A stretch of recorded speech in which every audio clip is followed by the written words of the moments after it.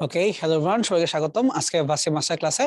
তো এখানে আজকে আমরা ফিজিক্স সেকেন্ড পেপারের চ্যাপ্টার 7 ভৌত আলোক বিজ্ঞান এটার লেকচার 2 নিয়ে ডিসকাস করব। তো আমরা প্রিভিয়াস লেকচার দেখে আসছিলাম যে অ্যাকচুয়ালি এই চ্যাপ্টারে তেমন ঝামেলার বা তেমন ম্যাথমেটিক্যাল কিন্তু কোনো প্রবলেম আসলে পরীক্ষায় আসে না। তার কারণ দেওয়ার সুযোগও নাই, আমাদের ক্যালকুলেটরও নাই, সেটা মাথায় রাখতে হবে। তো আজকের এই পার্টটায় গত দিনের কম্পেয়ারে একটু ম্যাথমেটিক্যাল বিষয়গুলো বেশি থাকবে। তো আজকের লেকচারে আমরা যেই দুইটা টাইপ বা টপিককে কভার করব সেগুলো তোমার হচ্ছে একটা ব্যতিচার এবং আয়তন হচ্ছে অপবর্তন, এবং এই দুইটাই কিন্তু কিছু ম্যাথমেটিক্যাল ফর্মুলা আছে বা গাণিতিক ব্যাখ্যা ট্যাখ্যা আছে, ওখানে আমরা কাজ কারবার করব। আর ব্যতিচারের ভিতরে মেইনলি আমরা ইয়াং এর দ্বিচির পরীক্ষা, youngs double slit experiment YDSE, এইটাকে ডিসকাশন করব। এবং এটাই অ্যাকচুয়ালি এই চ্যাপ্টারের সবচেয়ে ইম্পর্টেন্ট পার্ট, মানে যেটাকে নিয়ে অ্যাকচুয়ালি পরীক্ষায় প্রশ্ন বেশি আসে বা যেখান থেকে তোমাকে পেঁচানোর সম্ভাবনা আছে। আর অপবর্তন এখান থেকে অল্প স্বল্প কিছু প্রবলেম দেয়, ব্যতিচারের মতো না, বাট এটাও কিন্তু বেশি ইম্পর্টেন্ট। এবং আমরা দেখবো কিভাবে ব্যতিচার এবং অপবর্তনের মধ্যে সূত্রগুলো একটু মিল আছে অমিল আছে। আমাদের পরীক্ষায় মেইন প্রবলেমটা হয় কি, আমরা না এই দশা পার্থক্য পদ পার্থক্য জিনিসগুলোকে একবারে গুলায় ফেলি, মানে কখন কোন শর্তে ব্যতিচার কখন অপবর্তন বেজা লেগে যায়। তো ওদিকে শুরু করার আগে একটা রিমাইন্ডার আমরা দিয়ে নিই যে দশা পার্থক্য আর পদ পার্থক্য জিনিসটা কি। তো যেমন ধরো যে আমরা যদি একটা তরঙ্গের কথা বলি, এই ড্রয়িং থেকে বুঝতে পারতেছো যে আমি একটা কমপ্লিট তরঙ্গ বা একটা কমপ্লিট সাইকেলকে আঁকছি। তো যদি আমরা এই মোশনটাকে একটা বৃত্তাকার পথের উপর চিন্তা করি, ওই যে পর্যাবৃত্ত গতির মধ্যে পড়ছিলাম যে একটা কণা যখন সম্পূর্ণ একবার ঘূর্ণন দিয়ে আসবে তখন সে কতটুকু কৌণিক ব্যবধান তৈরি করবে, সে কিন্তু এখানে টোয়াইস পাই কৌণিক ব্যবধান তৈরি করবে। আর এটি যদি আমি ওই কণাটার তরঙ্গ আকারে মুভমেন্ট চিন্তা করতে চাই, যে এই কণাটা কতটুকু অগ্রসর হয়ে গেল তরঙ্গটা, এটা কিন্তু ল্যামডা পরিমাণে অগ্রসর হয়ে গেল। তার মানে যখন তুমি ল্যামডা পরিমাণে পথ সামনে আগাবা, ওই মোমেন্টে তুমি টোয়াইস পাই পরিমাণের কৌণিক সরণ ঘটাই দিবা। অর্থাৎ এটাকে আমরা বলতে পারি এইভাবে, ল্যামডা পরিমাণের যদি পথ পার্থক্য পাওয়া যায়, সেইটা ডিরেক্টলি কাকে ইন্ডিকেট করবে, সেটা তোমার হচ্ছে টোয়াইস পাই পরিমাণের দশা পার্থক্যকে ইন্ডিকেট করবে। ঠিক আছে, মানে সোজা বাংলায় ল্যামডা পরিমাণ আগাইলে টোয়াইস পাই পরিমাণ ঘুরতে হবে। এটাই তো যে ল্যামডা পার্থক্য মানে হচ্ছে টোয়াইস পাই দশা পার্থক্য।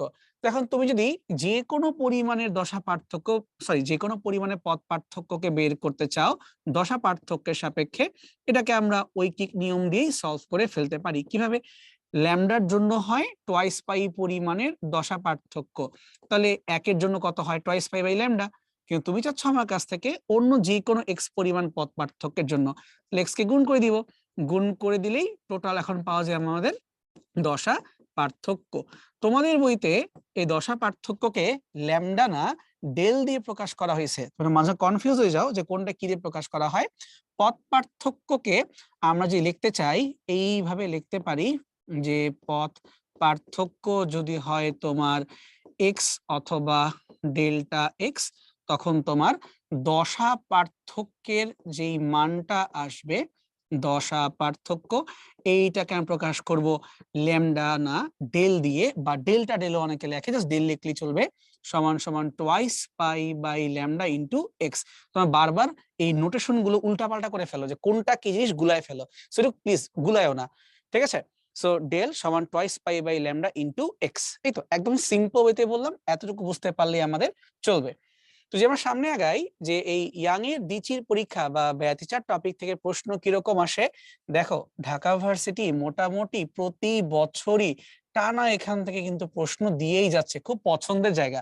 ইভেন যে জিএসটি কথা বলি, 21, 22, 20, 21 টানা প্রশ্ন কিন্তু দিয়েই যাচ্ছে, এবং বাকিরাও মোটামুটি ট্র্যাক রেকর্ড ফলো করে।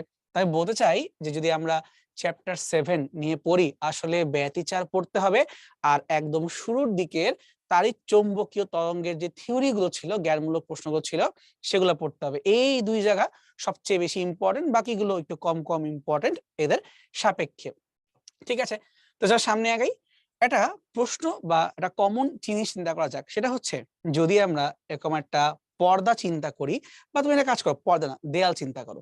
একটা দেয়াল আছে, দেয়ালে ছোট্ট ছোট্ট চিকন চিকন লম্বা লম্বা দুইটা ছিদ্র আমরা তৈরি করে দিলাম, এবং সামনে থেকে আমরা ইলেকট্রনকে ফায়ার করলাম ইলেকট্রন গান দিয়ে। তো যখন ইলেকট্রন গুলো যাবে, ওই দেয়ালের পিছনে যদি আমরা একটা পর্দা সেট করি, পর্দার উপরে কেমন দেখার কথা? কমন সেন্সে বলতে পারো ভাই কেমন হবে, এইখানে যে এই দুইটা ছিদ্র ছিল তাই দুটো দাগ দেখার কথা, নরমালি মাথায় এইটাই আসে। কিন্তু বাস্তবে ওইখানে কোনো দুইটা দাগ দেখা যায় না, একটা জটিল প্যাটার্ন দেখা যায়। এই প্যাটার্নটাকে এখানে হয়তো দেখে বুঝতে পারতেছো না, একটা দাগ মনে হচ্ছে। এই দাগটাকে যে আমরা জুম করি, জুম করলে এরকম দেখা যায়। অর্থাৎ পর্দার উপরে কোনো দুইটা দাগ না হয়ে এরকম অসংখ্য লম্বা লম্বা দাগ পাওয়া যায়, অর্থাৎ প্যাটার্ন পাওয়া যায়। এই প্যাটার্নটাকে বলতেছি আমরা ব্যতিচার বা ইন্টারফেয়ারেন্স প্যাটার্ন। এমনটা কেন হয়? এমন তো আছেও না। ইলেকট্রন যদি কণার মতোই বিহেভ করতো, তাহলে হয় ও এই দিক দিয়ে বাইর হইতো, আর না হলে এই দিক দিয়ে বাইর হইতো। তার মানে আলটিমেটলি ও দুইটা জায়গায় ডট ডট করতো, তাহলে এরকম তোমার সে এরকম দুইটা করে লাইন আমার দেখতে পাওয়া কথা ছিল। বাট আমি তো এখানে দুইটা জায়গায় অনেকগুলো লাইন দেখতেছি। এরকম কিছু কনফিউশন ক্রিয়েট হয়েছিল। এই কনফিউশন গুলি পরবর্তীতে ক্লিয়ার হইলো এইভাবে যে ভাই, অ্যাকচুয়ালি তুমি ফোটন বা ইলেকট্রন যখনই ছুড়ে মারতেছো, লিটারালি এর অ্যাকচুয়ালি খুব তরঙ্গ ধর্মকে ফলো করতেছে। তরঙ্গ ধর্মকে ফলো করার জন্য এই অতি সূক্ষ্ম চির দিয়ে যখন নির্গত হয়, তখন অ্যাকচুয়ালি এখানে গিয়ে তুমি একটা দাগ না, এরকম একটা প্যাটার্ন দেখতে পারবা। এটাকেই বলতেছি আমরা ব্যতিচার বা সিম্পলি ইন্টারফেয়ারেন্স। তো যেখানে আমরা এরকম অনেকগুলো দাগ দেখতে পারতেছি, মানে এখানে বেসিক্যালি আমরা ফলাফল পাচ্ছি। আর যেই জায়গাতে কিছুই নাই, মানে এদের মাঝখানে যে সাদা সাদা সাদা সাদা, কোনো আউটপুট নাই। সো এই জিনিসটাকে এখন আমরা ইলেকট্রনের পরিবর্তে চিন্তা করব ফোটন দ্বারা, বা সিম্পলি আমরা এখানে চিন্তা করতে পারি লাইট দ্বারা। যে যদি আমরা একটা আলোকে নিক্ষেপ করি এবং দুটা সূক্ষ্ম চির দিয়ে আলোটা বের হয়ে যায়, তখন কি হবে? বের হয়ে গেলে এই যে আমার দাগ দাগ দাগ দেখতে পারতেছো না, এখানে অ্যাকচুয়ালি আমরা লাইট দেখতে পারবো বা আলো থাকবে। কিন্তু দুইটা লাইটের মাঝখানে কি হওয়ার কথা? দুইটা লাইটের মাঝখানে এই যে জায়গাটা, এই যে জায়গাটা, এই যে ফাঁকা জায়গাটা, এগুলো কিন্তু ডার্ক হয়ে যায়, মানে অন্ধকার হবে, বা সিম্পলি এখানে তুমি কোনো আলো দেখতে পারবা না। এরকম ঘটনাটা ঘটতেছে, মানে উজ্জ্বল অন্ধকার, উজ্জ্বল অন্ধকার একটা প্যাটার্ন তৈরি হয়ে গেছে। এই প্যাটার্নটাই কিন্তু আমরা কখনোই কণা ধর্ম দ্বারা ব্যাখ্যা করতে পারবো না। এটাকে ব্যাখ্যা করার জন্য আমাকে তরঙ্গ ধর্মকেই আনতে হবে। সো সিম্পলি আমরা এটা বলতে পারি যে ইয়ং এর দ্বিচির পরীক্ষায় আমরা কি পাচ্ছি? ইয়াং এর দ্বিচির পরীক্ষা দিয়ে আমরা এটা বুঝতে পারতেছি যে তোমার আলোর মধ্যে কণা ধর্ম না, তরঙ্গ ধর্মটাই ডমিনেট করতেছে। যদিও এখানে আরো অনেক জটিল ব্যাপার স্যাপার আছে, অর্থাৎ কোয়ান্টাম মেকানিক্স এর কথাবার্তা এখানে আছে, বা সেটা আমরা যাচ্ছি না আমাদের সিম্পলিসিটির জন্য। আমরা আপাতত এটাই বলতেছি যে তরঙ্গ ধর্মের কারণে এই জায়গাতে কিছুটা ঘটনা ঘটতেছে, যেন দুইটা তরঙ্গ মিলে আলটিমেটলি তরঙ্গ টিকে থাকে বা আলো থাকে, অথবা দুইটা তরঙ্গ মিলে কাটাকাটি হয়ে যায়, অন্ধকার হয়ে যায়। কেন? কারণ এখানে তরঙ্গ তো হচ্ছে আমাদের আলোক তরঙ্গ। এটাকে বোঝার জন্য আমরা এই এক্সপেরিমেন্টটাকে সুন্দর করে এই চিত্রের মাধ্যমে তোমাকে ব্যাখ্যা করতে পারি। একটু ভালো করে খেয়াল করো, এখানে কি হচ্ছে? এখানে আমাদের একটা আলোক উৎস, দেখো একটা বাল্ব, এই যে লাইট সোর্স, একটা বাল্ব আছে। এই বাল্ব থেকে এইভাবে গোল গোল গোল গোল করে এইভাবে এইভাবে করে আমাদের তরঙ্গগুলো সামনের দিকে আগায় যাচ্ছে। গোলীয় তরঙ্গ মুখ, ঠিক আছে? সো এই যে গোলীয় তরঙ্গ মুখ আমি বলতেছি, অ্যাকচুয়ালি তোমার এই তরঙ্গের উপরে সমদশা সম্পন্ন প্রত্যেকটা কণাই কিন্তু চাইলে নতুন করে তরঙ্গকে জন্ম দিতে পারে। এটা তোমার হাইগেন্সের তরঙ্গতে পড়ে আসছে। তো যখন যাচ্ছে, এই যে একটা চির দিয়ে বের হইলো, এই যে একটা চির দিয়ে বের হইলো, তাহলে একটা আলোক উৎস থেকেই দুইটা চির দিয়ে একই তরঙ্গ কিন্তু বের হইলো। প্রথম শর্ত হচ্ছে এইটাই যে তুমি যখন দুইটা তরঙ্গ নিয়ে কাজ করবা, দুইটা উৎস অ্যাকচুয়ালি নেওয়া যাবে না, নিতে হবে একটাই উৎস, কিন্তু সামনে ছিদ্র হবে দুইটা। এমনটা কেন করতে হয়? তার রিজনটা হচ্ছে এই দুইজনকে সুসংগত হতে হয়। সুসংগত কথার মানে কি? সুসংগত কথার মানে হচ্ছে যাদের বিস্তার সমান বা প্রায় সমান, যাদের কম্পাঙ্ক সমান বা প্রায় সমান, যাদের তরঙ্গ দৈর্ঘ্য সমান বা প্রায় সমান, মানে মোটামুটি সবকিছুই সেম থাকবে, কিন্তু এই দুইটা উৎসের মধ্যে একটা পার্থক্য থাকবে, সেটা হচ্ছে দশা পার্থক্য, এবং এটা মেনটেন করতে হবে। তো দশা পার্থক্য যদি মেনটেন করতে চাও, তখন কি ক্রিয়েট করতে হবে? একটু আগে বলছিলাম যে দশা পার্থক্যের সাথে ডিরেক্টলি একটা পথ পার্থক্যের সম্পর্ক আছে। এখন আমি যদি দুইটা বাল্ব রাখতাম, তাহলে প্রবলেম কি? একই কোম্পানির, একই ওয়াটের, একই ভোল্টেজের। প্রবলেমটা হইতো কি, এইখানে তুমি যে বাল্বটাকে রাখতেছো আর এখানে তুমি যে বাল্বটাকে রাখতেছো, এরা সুসংগত হইতো না। অর্থাৎ এদের এই যে তোমার দশা বা তোমাদের ফ্রিকোয়েন্সি বা ল্যামডা, কোথাও না কোথাও কিছু না কিছু মাস্ট চেঞ্জ থাকতো। এই জন্য আমরা এটাকে এমন ভাবে বলি, একটাই থাকবে উৎস, চির হবে দুইটা, সো এই দুইটা চির অ্যাকচুয়ালি দুইটা উৎসের মতো বিহেভ করে। কিন্তু কেন একটু সেপারেট করে দিছি, এরকম সেপারেশন রাখার কারণে এদের মধ্যে একটা দশা পার্থক্য তৈরি হবে, এবং এই দশা পার্থক্যের কারণেই একটা ঘটনা আমরা দেখতে পারবো। সেই ঘটনাটা কি, যখন এখান থেকে যে তোমার আলোক তরঙ্গটা নির্গত হইলো, ছড়ায় গেল সব দিকে, ঠিক এখান থেকেও যখন তোমার তরঙ্গ নির্গত হইলো, ছড়ায় গেল সব দিকে, কিন্তু কিছু দূর যাওয়ার পরে খেয়াল করো তো, এই যে এই তরঙ্গের সাথে উপরের দেখো তরঙ্গে কিন্তু একটা মার্জ হয়ে গেল, এখানে তারা পরস্পর উপরে আপতিত হইলো, কাইন্ড অফ স্যান্ডউইচের মতো একটার উপর একটা এসে পড়লো। তাহলে এরকম কিন্তু অসংখ্য বিন্দু আছে যেখানে এরা পরস্পরের উপরে এসে আপতিত হচ্ছে। তাহলে আপতিত হওয়ার পরে কি হবে সেটা আমি জানতে চাই। তাহলে কি করব, আমরা এই দুইটা চির হতে কিছু দূর সামনে একটা পর্দাকে রাখবো। এই পর্দার উপরে তুমি দেখতে পারবা আমি স্পেসিফিক ভাবে এই দুইটা পয়েন্টকে পিক করলাম, মানে এই জায়গাটাকে পিক করলাম এবং এই জায়গাটাকে পিক করলাম, এবং জুম করে দেখবো কি হচ্ছে। সো এখান থেকে দেখো এই যে একটা ব্রাউন বা গাঢ় হলুদ কালারের আলোক রশ্মি গিয়ে পড়লো, এখানে তোমার নীল বা সি গ্রিন কালারের আলোক রশ্মি গিয়ে এখানে পড়লো। সো এখান থেকেও দুজন গেল, এখান থেকেও দুজন গেল। তো ধরো যে আমরা উপরে পয়েন্টটাকে চিন্তা করি এবং জুম করে দেখি, এখানে দেখো জুম করে দেখলে বুঝতে পারতেছি সি গ্রিনটা নেগেটিভ প্রান্ত আসতেছে, আর তোমার এই যে হালকা ব্রাউন বা কি বলতে পারি আসলে ইয়েলো এই কালার কমলা কালারের এটা কিন্তু উপরে পজিটিভটা আসতেছে। তাহলে এইটার পজিটিভ আর নীলটার নেগেটিভ দুটা কিন্তু একদম পরস্পরের অপোজিট, তো দুজন মিলে কি কাটাকাটি করে ফেলবে না? অর্থাৎ এই পয়েন্টে দেখতে পারতেছি দুইটা উৎস হতে যে তরঙ্গ আসতেছে তারা বিপরীত দশায় মিলিত হচ্ছে। কিন্তু নিচেরটাকে যদি আমরা ফোকাস করি তাহলে দেখো মোটামুটি plus plus minus minus plus plus একই রকম সমদশায় মিলিত হচ্ছে।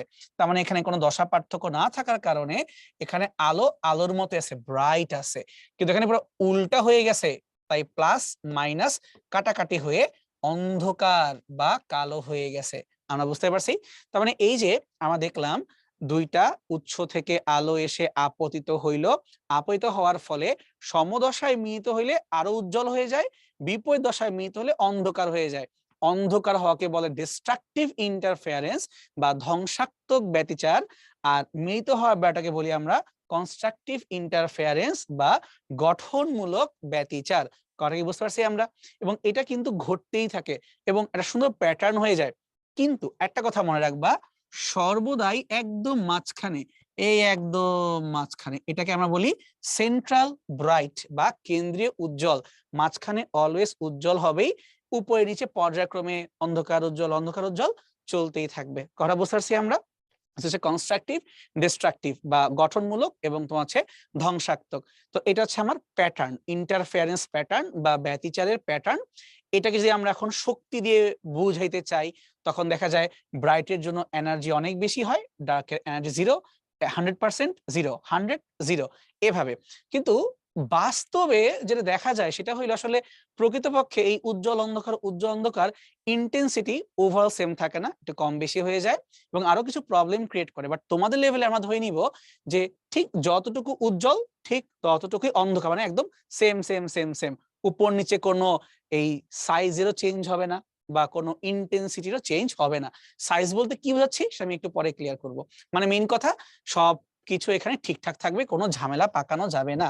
তো এখানে দেখো আমাদের তো উৎস আসলে মেইনলি একটাই, কিন্তু আমরা দুইটা সূক্ষ্ম চির তৈরি করলাম। চিরদ্বয়ের যে মধ্যবর্তী দূরত্ব এটা হচ্ছে এ, ছোট্ট হাতের এ, এবং এখানে আমরা যে তরঙ্গ দৈর্ঘ্য ইউজ করলাম এই তরঙ্গ ল্যামডা। সো এইটাও ল্যামডা, এইটাও ল্যামডা, সবই কিন্তু আমাদের ল্যামডা।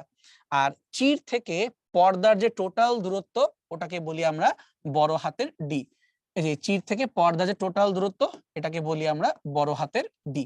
ঠিক আছে, যে কটা কথা মনে রাখলাম এবং সুসংগত উৎস এই ব্যাপারটাও মাথায় থাকলো। এখন সামনে আগাই, তাহলে কি করব, উপরের আর নিচের যে তরঙ্গ ধরলাম, এটা উপর হচ্ছে y1 তরঙ্গ আর নিচে হচ্ছে y2 তরঙ্গ, তাহলে যে কোনো একটা বিন্দুতে নেট ফলাফল কি পাওয়া যাবে, দশটা হচ্ছে y নেট ফলাফল, সেটা হবে এই দুইটা তরঙ্গের উপরিপাতনের সমষ্টি y1 প্লাস y2। সেটা যোগ হওয়ার পরে কি হবে, মানে ধ্বংসাত্মক নাকি তোমার হচ্ছে গঠনমূলক, পুরাপুরি ডিপেন্ড করবে তাদের পদ পার্থক্যের উপরে অথবা দশা পার্থক্যের উপরে। ঠিক আছে, সো এইটা জাস্ট শর্ত অ্যাপ্লাই করে দিলেই আমরা পেয়ে যাব ফলাফলটা। এখন ফলাফল কি হচ্ছে? উজ্জ্বল অন্ধকার, উজ্জ্বল অন্ধকার একটু আগে বলে আসছিলাম। চিরদ্বয়ের মধ্যবর্তী দূরত্ব এইটি ছোট হাতের এ, চির থেকে পর্দার দূরত্ব এটি হচ্ছে আমাদের ক্যাপিটাল ডি, আর আমরা যেই আলোক রশ্মিকে ইউজ করলাম সেটার জন্য ল্যামডা। ওকে, তাই ঠিক সেন্টারে মাঝখানে যে হবে সেন্ট্রাল ব্রাইট বা কেন্দ্রীয় চরম n=0, উপর দিকেও 1 2 3 4, নিচের দিকেও 1 2 3 4, অবম চরম অবম চরম, এভাবে কন্টিনিউয়াসলি ব্যাপারটা চলতেই থাকবে। ঠিক আছে, এখন আমাদের পরীক্ষায় মেন ইস্যু যেটা হয় সেটা হলো আমরা দুইটা ওয়ার্ড নিয়ে খুব কনফিউজ হয়ে যাই। একটু কাইন্ডলি এই লেখাটা ফোকাস করি, নিচে দেখো। আচ্ছা, এই ছবিটাকে আমরা কপি করে আবার বাম পাশে রাখছি। ওকে, ভালো করে শুনো। প্রশ্নে আমাদেরকে কনফিউজ করে একটা ওয়ার্ড দিয়ে, সেটা হইলো প্রশ্নে বলে পরপর দুইটি উজ্জ্বল অথবা অন্ধকার ডোরার মধ্যবর্তী দূরত্ব, হয় এটা বলবে, আর নাইলে বলবে পরপর দুইটি উজ্জ্বল এবং অন্ধকার ডোরার মধ্যবর্তী দূরত্ব। সব সেম রাখছে, খালি অথবা লেখছে আর এবং লেখছে, মানে একটা ওয়ার্ড চেঞ্জ করে দিছে। এখন এতে কিন্তু পুরো মিনিংটাই বদলে গেছে। কিভাবে? ধরো আমার যখন এই প্যাটার্নটা তৈরি হইলো, আমাদের বই অনুযায়ী শর্ত মতে এই যে একটা কালো ঘর বা অন্ধকার ঘর, এইটার তো একটা ফিজিক্যালি পুরুত্ব আছে, থিকনেস আছে বা প্রস্থ আছে, যাই বলো, এটা যতটুকু হবে অন্য যে কোনো সাদা ঘর, মানে এই যে উজ্জ্বল যে ঘরটা এটা, এইটারও সাইজ, প্রস্থ, পুরুত্ব যাই বলো সেম হবে। খালি পার্থক্য কি? আলো আছে আলো নাই, এটা হচ্ছে পার্থক্য। তার মানে আমি যদি বলি যে ভাই এইটার যে পুরুত্ব বা এইটার যে প্রস্থ সেটা যা, নিচেরটারও পুরুত্ব বা প্রস্থ হুবাহু তা, মানে অন্ধকার হোক না উজ্জ্বল হোক এটা আমার দেখার বিষয় না। এর নামটা হচ্ছে যে ভাই এইটা একটা ডোরা প্রস্থ, এটাও কিন্তু একটা ডোরা প্রস্থ, মানে একটা সিঙ্গেল ঘর মানে একটা প্রস্থ। কিন্তু পরীক্ষায় তো এরকম একটা সিঙ্গেল ঘর দেয় না। পরীক্ষায় কি করে? পরীক্ষায় এইভাবে বলে যে ধরো একটা উজ্জ্বল ঘরের মাঝখান থেকে একটা অন্ধকার ঘরের মাঝখান পর্যন্ত যাব, এই যে এই জায়গাটা। সো এটা কি হওয়া উচিত? তুমি নিজের কাছেই প্রশ্ন করো, চোখে দেখে বলো কি হওয়া উচিত। উপরে অর্ধেক ঘর সাদা, নিচের অর্ধেক ঘর কালা, তো কি হয়েছে? অর্ধেক অর্ধেক যোগ করে কি টোটাল একটা ঘরই হয়ে যাচ্ছে না? এখানে আলো অন্ধকারকে ভুলে যাও, জাস্ট উপরে অর্ধেক নিচে অর্ধেক যোগ করে একটা ঘর। তাহলে একটা ঘর মানে কি? একটা ঘর মানে একটা প্রস্থ, একটা পুরুত্ব, অর্থাৎ এটাকে বলবো আমরা ডোরা প্রস্থ অথবা ডোরার পুরুত্ব। কটা কি বুঝতে পারছো ভাই কিভাবে আসছে? এইভাবে আসছে। তাহলে এখন দেখো তো এটাকে বাংলায় কি বলা উচিত? তুমি একটা উজ্জ্বল নিছো, একটা অন্ধকার নিছো, কিভাবে? পর পর নিছো। তাহলে পর পর দুইটি উজ্জ্বল এবং অন্ধকার, সেটা নিচেই হোক সেটা উপরেই হোক, আবার বলতেছি পর পর দুইটি উজ্জ্বল এবং অন্ধকার, এদের যে মধ্যবর্তী দূরত্ব তাকে বলে ডোরার প্রস্থ। সেখান থেকে মাথায় রাখবা, পরীক্ষায় যদি এবং দেখো তার মানে দুইজনকেই নিতে হবে, কাউকে বাদ দেওয়া যাবে না। উপরেও অর্ধেক নিচেও অর্ধেক মানে একটা, তার মানে এর নাম হয়ে যাবে ডোরার প্রস্থ। লিখলাম ডোরা প্রস্থ। এবার যে কেউ বলে যে ভাই তাহলে বলেন তো অথবা হইলে কি হবে, আসো ড্রয়িং করে বের করি অথবা হইলে কি হবে। অথবা কথার মানে কি?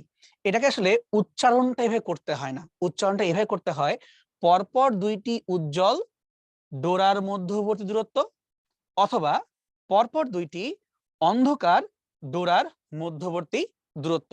কটা কি বুঝতে পারছি? মানে হয় উজ্জ্বল বলবা নাইলে অন্ধকার বলবা, মিক্স আপ করবা না। দুইটাই উজ্জ্বল নাও নাইলে দুইটাই অন্ধকার নাও।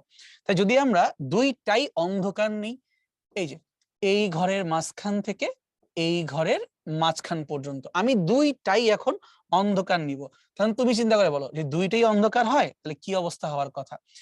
এখান থেকে যদি আমি এই পর্যন্ত নামতে চাই, মাঝখানে তো একটা সাদা ঘর আছেই, উপরে অর্ধেক কালো নিচেও অর্ধেক কালো, তাহলে দুইটা অর্ধেক কালো মিলে একটা কালো আর মাঝখানে সাদা, তা বেসিক্যালি ঘর হলো কয়টা? দুইটা। তাইলে এখানে যদি এই গ্যাপটাকে বের করি, এটা কি হচ্ছে? এটা কিন্তু দুইটা প্রস্থ হয়ে যাচ্ছে, একটা কিন্তু প্রস্থ না, কারণ ঘর আমার দুইটা। আর এই দুইটা প্রস্থকে অ্যাকচুয়ালি বলা হয় ব্যবধান, বা তুমি চাইলে বলতে পারো ডোরার ব্যবধান, এটাকে প্রকাশ করবা কি দিয়ে? এক এক জায়গায় এক একটা দিয়ে প্রকাশ করে, এটা আপাতত ফ্যাক্টর না।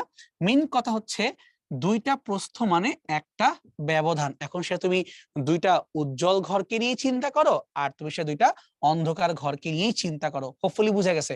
তাই যখন প্রশ্নে বলে পরপর দুইটি উজ্জ্বল অথবা দুইটি অন্ধকার ডোরার মধ্যবর্তী দূরত্ব, তখন তুমি ডাইরেক্ট বলবা যে ভাই তাহলে এটা হচ্ছে আমাদের ডোরার প্রস্থ না, ডোরার ব্যবধান। ওকে, আমার তো এখন লাগবে সূত্র, সূত্র ছাড়া অঙ্ক করতে পারবো না। তাহলে এখানে আমরা এই থিওরি যখন পড়ছিলাম, একটু মনে করে দেখো, আমাদের বইয়ে প্রুফ করা ছিল এ এক্স সমান সমান ল্যামডা ডি। এ মানে কি আমরা জানি, চিরের মধ্যবর্তী দূরত্ব, ডি মানে পর্দার দূরত্ব, ল্যামডা মানে ব্যবহৃত আলোর তরঙ্গ দৈর্ঘ্য। এক্স কথার মানে কি, খালি এইটাই আমরা এতক্ষণ পর্যন্ত বলি নাই। এই সূত্রে এক্স কথার মানেই ছিল ব্যবধান, অর্থাৎ একটা সাদার পরে আরেকটা সাদা, একটা কালার পরে আরেকটা কালা, কোনো উল্টাপাল্টা করবে না, হয় সাদা নাহলে কালা। তাহলে ব্যবধান মানে তোমার হচ্ছে এক্স। পরীক্ষায় পোলাপান এটাই গুলায় ফেলে। তার মানে একটা কালোর পরে আরেকটা কালো বা একটা সাদার পরে একটা সাদা, এই কথার মানে হচ্ছে এক্স। এক্স কেই বলবো আমরা ব্যবধান। আর যদি সূত্র লিখতে চাই, একে জিজ্ঞেস করো, তাহলে এক্স সমান সমান কি আসবে? পক্ষান্তর করে লিখতে পারবো lambda D divided by A.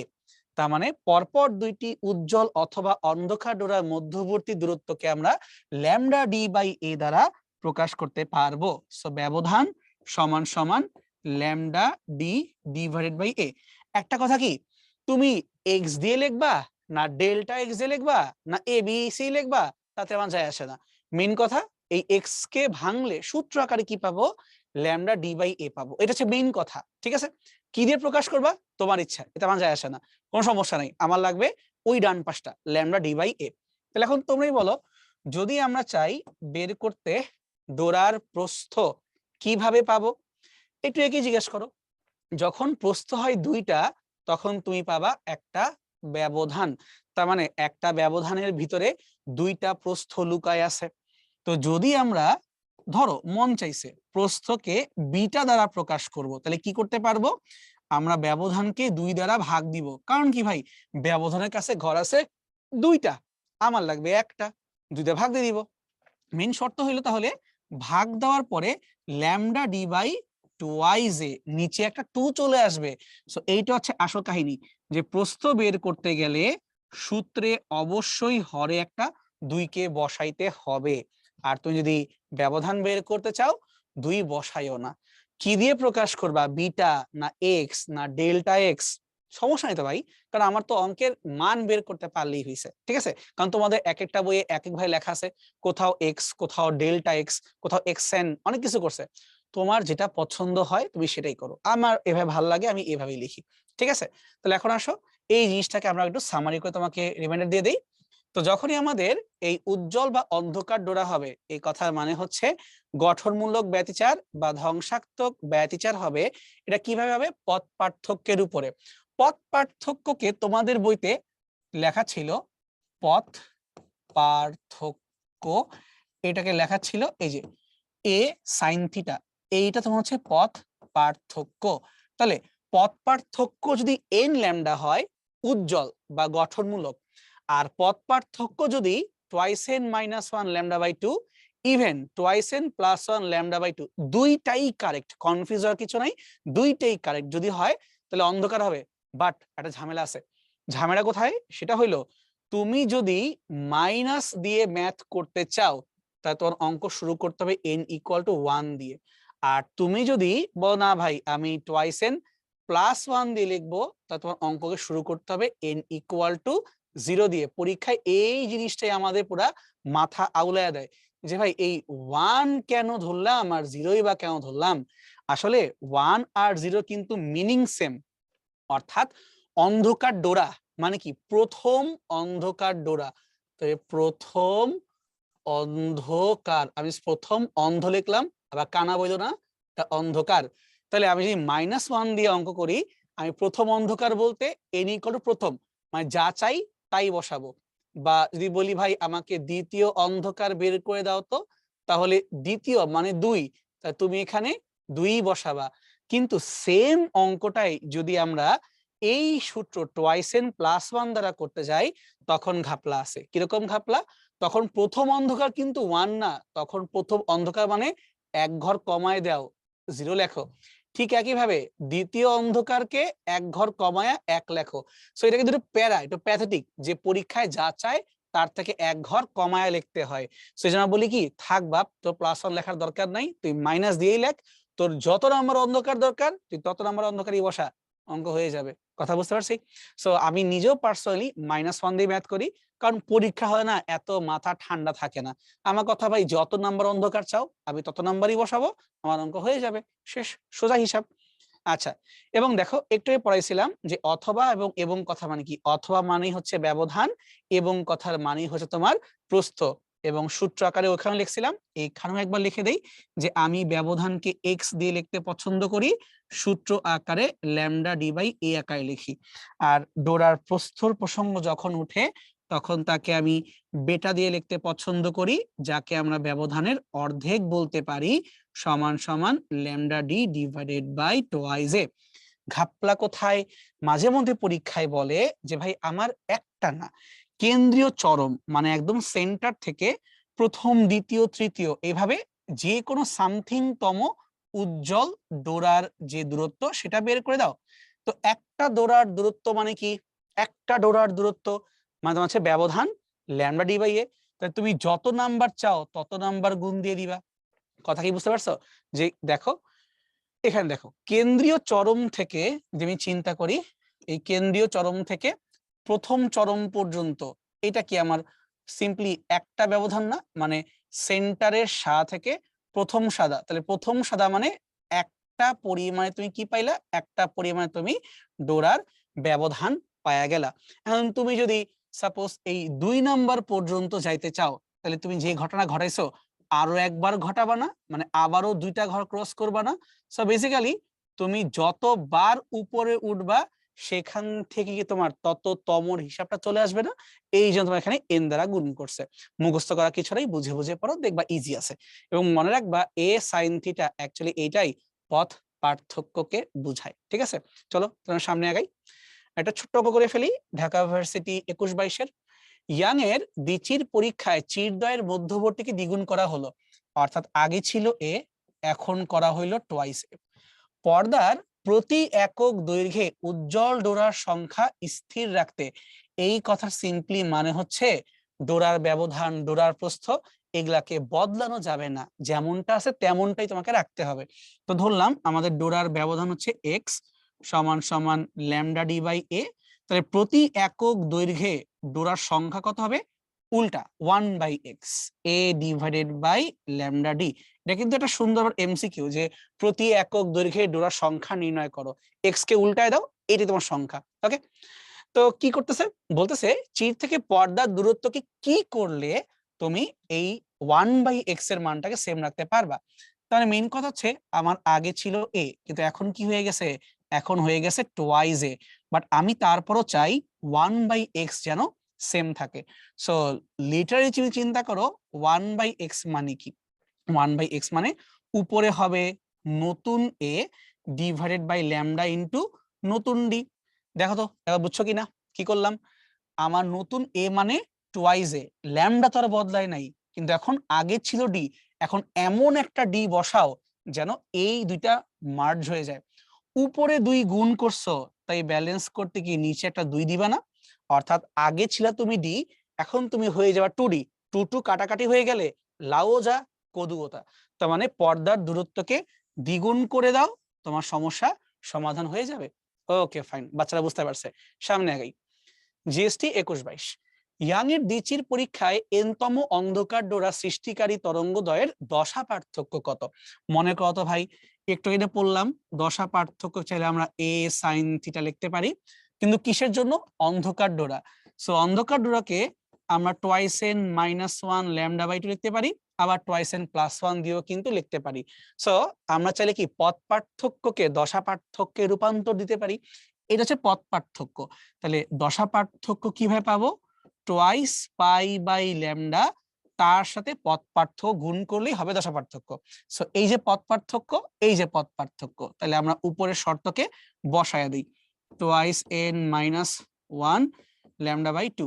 Lambda lambda মোড়ে ভূত হয়ে গেল, 2 2 মোড়ে ভূত হয়ে গেল, তাহলে পড়ে থাকলো কি শুধুমাত্র টোয়াইস n মাইনাস 1 ইনটু তোমার হচ্ছে পাই। এটা মজার বিষয় কি, এখানে আমি -1 দিয়ে করি আর +1 দিয়ে করি, কোনো কি মাথা ব্যথা আছে? কোনো মাথা ব্যথা নাই। তাহলে আমার যদি টোয়াইস n +1 দিয়েও করি তাহলে দেখো একই লাউ কদু, 2 2 শেষ, ল্যামডা ল্যামডা শেষ, তাই টোয়াইস n +1 ইনটু পাই। এখন এটা কেন করলাম, কারণ আমি দেখলাম আমার প্রশ্নে টোয়াইস n মাইনাস দিয়ে কোনো ক্লু দেওয়া নেই, প্লাস দিয়ে দেওয়া আছে। সো সমস্যা নাই, তো একই তো কথা, টোয়াইস n +1 দিয়েও হবে, মাইনাস দিয়েও হবে, একটা নিলেই হইলো, কোনো প্যারা নাই। উত্তরের উত্তর তোমার বি। হোপফুলি আমরা জিনিসটা ধরতে পারছি। সামনে এগানো যাক। ইয়াং এর দ্বিচির পরীক্ষায় ল্যামডা তরঙ্গ দৈর্ঘ্যের আলো ব্যবহার করা হয়। ফাইন। যদি পাশাপাশি দুইটা উজ্জ্বল ডোরার দূরত্ব হয় এত, তার মানে কি এটা ব্যবধান। ব্যবধানের সূত্র কি? ব্যবধানের সূত্র হলো ল্যামডা ডি বাই এ। ব্যবধানকে তারা ডেল্টা ওয়াই দ্বারা প্রকাশ করতেছে, তার ডেল্টা ওয়াই সমান সমান ল্যামডা ডি বাই এ। আগে লিখলাম সূত্র আকারে। এবার কি চাইছে, তারা বলতেছে ডেল্টা ল্যামডার সাথে এখানে ডেল্টা ওয়াই এর সাথে ল্যামডা সম্পর্ক কি? পরস্পর সমানুপাতিক। তো এখানে উত্তরটা হবে অ্যান্সার সি, যে তোমার ওয়াই এর পার্থক্য ল্যামডার সমানুপাতিক। সূত্র দেখেই বুঝতে পারতেছি। তার মানে দেখো ভাই, আমরা কিন্তু আসলে অঙ্কের মান বের করতেছি না, সূত্র বুঝতেছি, শর্ত দাগাচ্ছি, শেষ। কোনো মান বের করতে হবে না, প্যারা খাওয়ার কিছু নাই। সামনে আগানো যাক।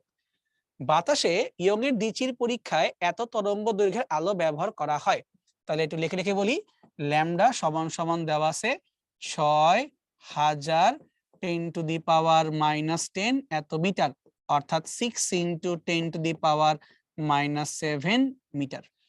এবার বলতেছে যে তখন তারা ডোরার ব্যবধান পাইলো 2.66। সো ডোরার ব্যবধান মানে x ইকুয়াল টু 2.66 মিলিমিটার। এটা কিছু করার দরকার নাই, কেন? কারণ অপশন দেখলাম সব মিলিমিটারই আছে, তা থাক, পরে মিটার করব। যদি সমস্ত যন্ত্রটিকে ধইরা 1.33 প্রতি স্বর্ণাঙ্কের কোন তলের মধ্যে চুবাই দেই, তাহলে ডোরার ব্যবধানের কি হবে? সূত্র আকারে পাবো, আমরা জানি x equal to lambda D by A. তুমি যদি এটাকে পানির মধ্যে চুবাই দাও বা যে কোনো তলের মধ্যে চুবাই দাও, একবার ভাবো তো, পর্দা কত দূরত্বে ছিল আমার যায় আসে না, চির কত দূরত্বে ছিল যায় আসে না, কিন্তু মাধ্যমকে বদলায়া দিলে ল্যামডা বদলায়া যায়, ল্যামডা সেম থাকে না, ল্যামডা চেঞ্জ হয়ে গেছে। যখনই ল্যামডা চেঞ্জ হয়েছে তখনই আমার ডোরা ব্যবধানও চেঞ্জ হয়ে গেছে। থিম বুঝতে পারছো? মাধ্যম চেঞ্জ করলে তরঙ্গ দৈর্ঘ্য বদলায়, ফিজিক্যাল সেটআপটা চেঞ্জ হয় না, পর্দার দূরত্ব, চিরের ডিসটেন্স ওগা সেম থাকে। তো যদি আমরা এখন অনুপাত করে দিই, এখান থেকে কি লিখতে পারি, এক্স প্রাইম বাই এক্স সমান সমান সব মনে ভূত হয়ে গেল ল্যামডা প্রাইম বাই ল্যামডা। এবার একটু ছোটকালে পড়া মনে করো তো ভাই, ল্যামডা প্রাইম বাই ল্যামডাকে কিভাবে লেখা যায়, মানে প্রতি স্বর্ণাঙ্কের সূত্র কি ছিল? আসলে এরকম, এ মাধ্যম থেকে বি মাধ্যমে যাব, তাহলে এ মাধ্যমে আলোর বেগ, বি মাধ্যমে আলোর বেগ, সি সমান সমান এফ ল্যামডা। এ মাধ্যমে ল্যামডা, বি মাধ্যমে ল্যামডা, এফ গেল কই? কম্পাঙ্ক কখনোই বদলায় না, সো কম্পাঙ্ক কাটাকাটি হয়ে গেল।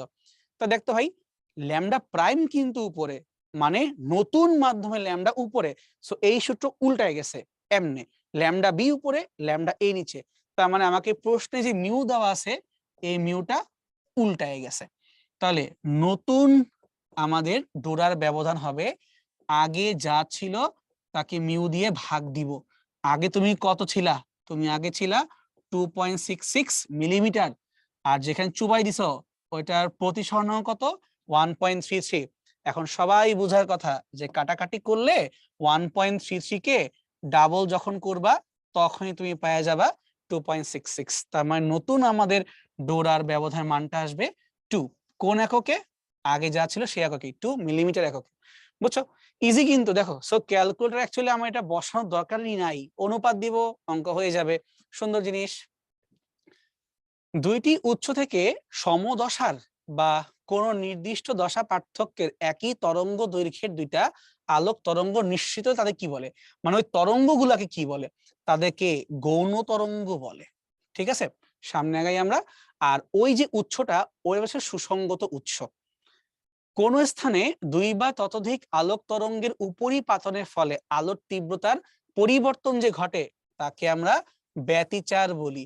অর্থাৎ দুইজন মিলে আইদার অনেক বেশি কিছু হবে গঠনমূলক, অথবা ময়রা ভূত হয়ে যাবে ধ্বংসাত্মক। পড়ছি কিন্তু আমরা, সেটা হচ্ছে ব্যতিচার।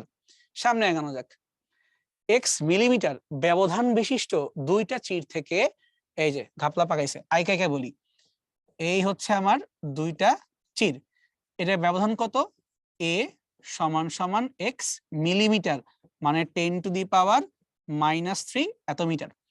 এই চির থেকে ওয়াই মিটার দূরত্বে, মানে পর্দার যে দূরত্ব সমান সমান ওয়াই মিটার এককই আছে, তাই লিখলাম না। দূরত্বে অবশ্য পর্দার উপরে ব্যতিচার সৃষ্টি করছে, ভালো কথা।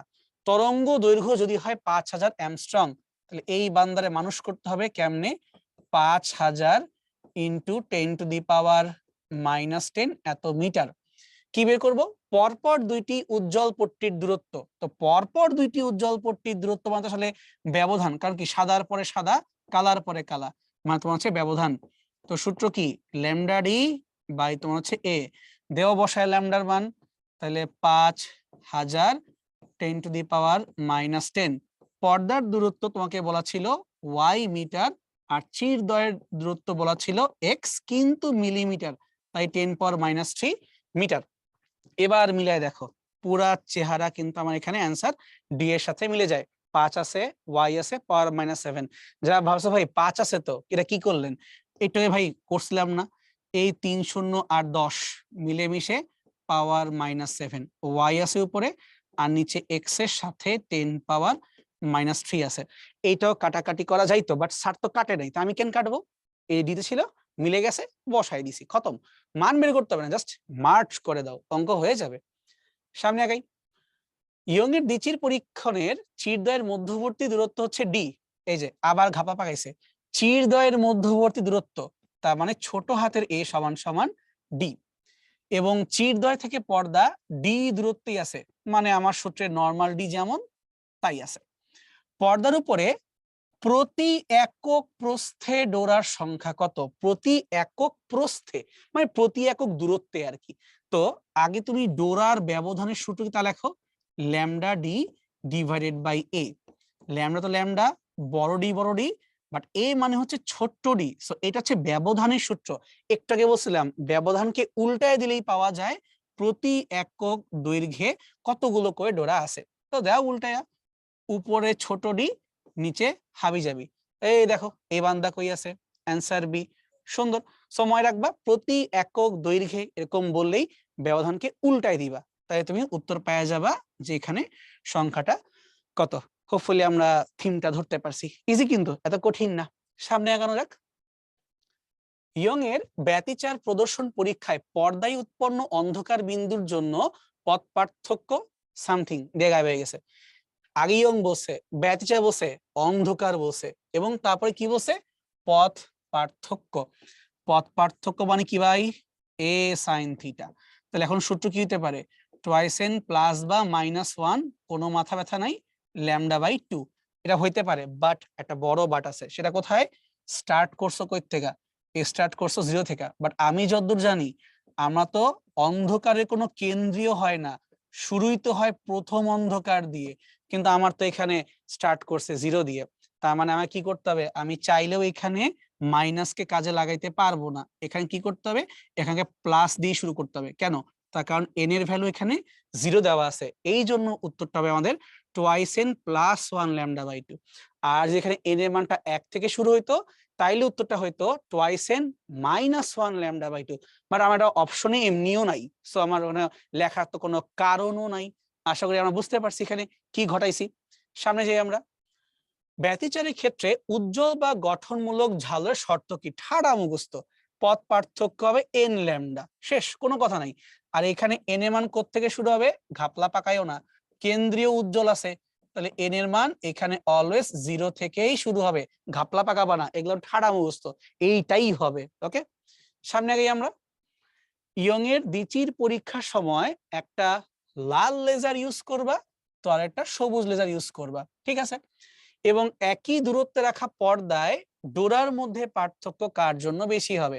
সো এখানে ডোরার যে সাইজ, ব্যবধান বা প্রস্থ একই কথা, তুমি যাই বাই তাই হবে, এই পার্থক্য কার বেশি।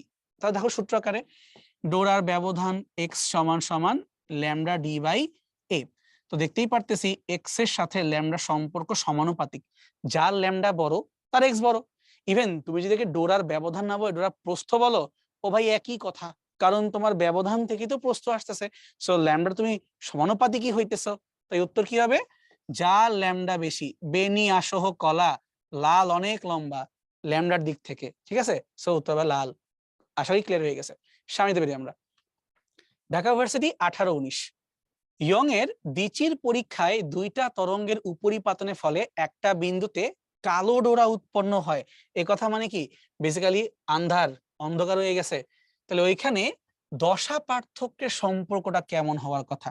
আমরা টুয়াইস এন প্লাস ওয়ান দিয়েও লিখতে পারি, আমরা টুয়াইস এন মাইনাস ওয়ান দিয়েও লিখতে পারি। বাট পুরা জায়গায় কোনো তো এনই লেখে নাই, সব তোমাকে লেখা আছে এম দিয়ে। সমস্যা নাই, তুমি চাইলে এখন এন এর জায়গায় এম দিতে পারো। So twice N plus one জায়গায় twice M plus one lambda by two. এটা কি হচ্ছে, এটা হচ্ছে আমাদের পথ পার্থক্য। পথ পার্থক্যকে কি দিয়ে মাল্টিপ্লাই করতে হয়, আমরা শিখছিলাম যে টুয়াইস পাই বাই ল্যামডা, এইটা দিয়ে গুণ করলে হয়ে যাবে দশা পার্থক্য। ল্যামডা ল্যামডা মরে গেল, টু টু মরে গেল। So two M plus one, তার সাথে একটা পাই। এখন ভাই ছোট বাচ্চারাও বুঝার কথা, গুণ করলে সিম্পল ফ্ল্যাট টু এম পাই, আরো একটা পাই চলে আসবে, খতম। সূত্র মুখস্থ রাখবা, ধামধুম বসাবা, এনে এত গ্যাঞ্জাম করা কিছু নাই। খালি প্লাস আর মাইনাস বি কেয়ারফুল, তার কারণ এন এর মান লেখা দিলে একটু বিপদ আছে। লেখে নাই, সমস্যা নাই, সামনে এগানো যাক। ধ্বংসাত্মক ব্যতিচারের জন্য পথ পার্থক্য কেমন হবে। সো আমরা তো সূত্রে ডিরেক্টলি পথ পার্থক্যই পড়ি, এ সাইন থিটা ধ্বংস করে দিবা। So twice N plus one না টুয়াইস এন মাইনাস ওয়ান, কি সুন্দর। তো দেখো তোমরা যারা এই এখনকার সময় পরীক্ষা দিবা, মাঝে মধ্যে জেলাস ফিল হয়, কারণ তোমাদের পরীক্ষায় তো কোনো ক্যালকুলেটারই নাই, আরাম করে ধুমায় আনসার করতে পারবা। বাট যারা যে আমাদের মতো বুড়া লোকজন, একটু আগেকার সিরিয়াস সময়কার, তাদের সময় ক্যালকুলেটর ছিল এবং উড়াধুরা অঙ্ক দিত। সো অঙ্ক না করে অ্যান্সার করা আসলে তখন আমাদের টেকনিক ছিল না, তখন অঙ্ক করাই লাগতো, চেক দেওয়াই লাগতো। বাট এটা সত্য কথা, যার যার বয়সে যার যার পরীক্ষা সেটাই টাফ, আসলে কম্পেয়ার করা কিছু নাই, ঠিক আছে। সো এখনো ভাববা না আমার ক্যালকুলেটর নাই বলতে আমি দুঃখে বললাম, বাইচে গেছো ভাই, ক্যালকুলেটর নাই, ওটা সেফ আছো, অনেক সেফ আছো। সামনে আগাই আমরা। একটা পাতলা ফিল্মের উপরে এক বর্ণী আলো লম্বভাবে আপতিত হলো, এই ধরলাম ফিল্ম, আলো লম্বভাবে আপতিত হলো, এই আসলাম, এই আসলাম। যদি ফিল্মের ভিতরে আলোর তরঙ্গ দৈর্ঘ্য হয় ল্যামডা, তাহলে সর্বনিম্ন কত পুরুত্বের জন্য প্রতিফলিত আলো সবচেয়ে বেশি উজ্জ্বল হবে। যেহেতু আলো আবার নাকি প্রতিফলিত হবে, তার মানে কি, তার মানে হচ্ছে আলো এসে আবার রিভার্স হয়ে গেছে, তবে দশা পার্থক্য কত হয়ে যাবে, এখানে তোমার দশা পার্থক্য পুরো উল্টায় যাবে, মানে 180 ডিগ্রি। যখনই প্রতিফলন হয় তখনই পুরো উল্টায় যায়, তখন দশা পার্থক্য হয় পাই। এটা কেমনে হয় যে না বুঝো, ধরো দেয়ালের সাথে আমার একটা নরমাল রশি বা তারকে যুক্ত করে রাখা আছে। এখন আমি এই তারটাকে যখন ঝাঁকি মারি, বুঝছো, ঝাঁকি মারি, তখন কি হবে, ধরে নাও যে এইভাবে করে আমার তরঙ্গটা গেল, যাওয়ার সময় এইভাবে গেল, যখনই যে দেয়ালে বাড়িটা খাবে ঠিক উল্টায় যাবে, মানে একদম নিচ দিয়ে উল্টায়, এইভাবে আমার তরঙ্গটা উল্টা পাশে ফেরত আসবে। তা দেখতো ভাই, এই হলুদ আর নিচের বেগুনি পুরা উল্টা না, যাবো প্লাস, ধাক্কা খাই চলে যাবো মাইনাস, তার মানে কোন কত বদলায় গেল, 180 হয়ে গেল। তার এখানে দশা পার্থক্য পেয়ে গেছি আমরা, এখানে ল্যামডা। ধরে নিচ্ছি যে এই যে তোমার কাচের থিকনেস বা পুরুত্ব, এটা হচ্ছে এক্স। সো লিটারালি তুমি আসবা আবার যাবা, তো এখানে তোমার টোটাল কত হইলো, টুয়াইস এক্স। তো তুমি এখানে টুয়াইস এক্স পরিমাণের পথ পার্থক্য ক্রস করে ফেলতেছো। তুমি আমার কাছে জিজ্ঞেস করে বসে আছো যে ভাই বলেন তো, যদি এখানে আমি সবচেয়ে বেশি আলো পাই তাহলে উজ্জ্বল কেমনে হব, মানে সবচেয়ে বেশি আলো পাওয়া মানে সবচেয়ে বেশি উজ্জ্বল হওয়া, এটা মিন করছে, কেমনে পারবো। So directly twice x equal to lambda by two, এমনটা হতে হবে। তো আমি যদি ঘুরাই দেই, এক্স সমান সমান ল্যামডা বাই ফোর। সো পথ পার্থক্য থেকে আমরা দশা পার্থক্যকে মার্চ করলাম এবং পেয়ে গেলাম আমার এটা থিকনেস কে হইতে হবে ল্যামডা বাই ফোর এর সমান। শেষ, একদম সিম্পল জিনিস। বাট জানতে হবে প্রতিফলন হইলে দশা পার্থক্য 180, পুরো উল্টায় যায়। এটা আমরা হয়তো পড়ি নাই, কারণ আমাদের তো তরঙ্গ চ্যাপ্টারটা নাই।